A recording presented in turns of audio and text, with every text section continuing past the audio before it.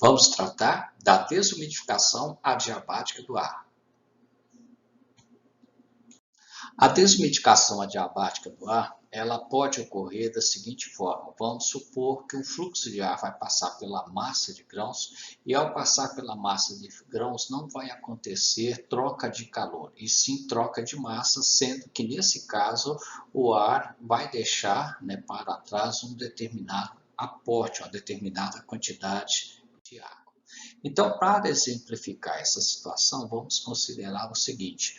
Nós temos que o ar, ao ser injetado no silo, ele tem uma temperatura de 25 graus Celsius e a temperatura de bulbo úmido de 20 graus Celsius. Ao sair, esse ar saiu com a temperatura de 36 graus Celsius. Vamos representar no gráfico psicrométrico. Nós temos, então, o ponto de estado 1, aquele que já estamos trabalhando. Precisamos definir o ponto de estado do ar ao sair do silo. Então, a condição de parada do processo que eu dei para vocês é que a temperatura do ar ao sair é 36 graus Celsius. Como se trata de um processo adiabático, nós vamos seguir aqui a linha de entalpia até cruzar a linha da temperatura de bulbo seco equivalente a 36 graus Celsius. Definimos assim o ponto de estado 5. Definido o ponto de estado 5, podemos então definir a temperatura de bulbo úmido, lembrando que são essas linhas internas. Então, a temperatura de bulbo úmido, 20 graus Celsius. Temos agora a pressão de vapor em 13 hectopascal, a razão de mistura em 0,008 kg de vapor para cada quilo de ar seco. Com isso, nós temos que o volume específico variou para 0,886 metros cúbicos de ar para cada quilo de ar seco. A entalpia foi para 58 kJ por quilo de ar seco, lembrando que não foi, na verdade, a entalpia permaneceu constante, tendo em vista que o processo é adiabático. Com relação à umidade relativa, o valor ficou entre 20% e 30%, vamos atribuir o valor de 22%. Deste modo, é observado que quando o fluxo de ar passou pela massa de grãos, a temperatura do ar aumentou de 25 para 36 graus Celsius, a umidade relativa reduziu de 64%,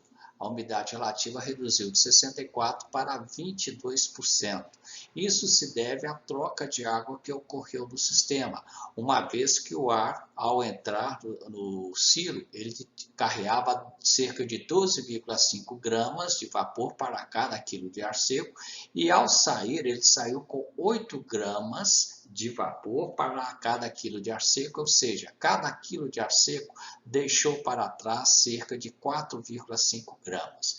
Como houve redução da quantidade de vapor no ar, a pressão de vapor reduziu de 20 para 13. E o processo, como sendo adiabático, não houve troca de calor.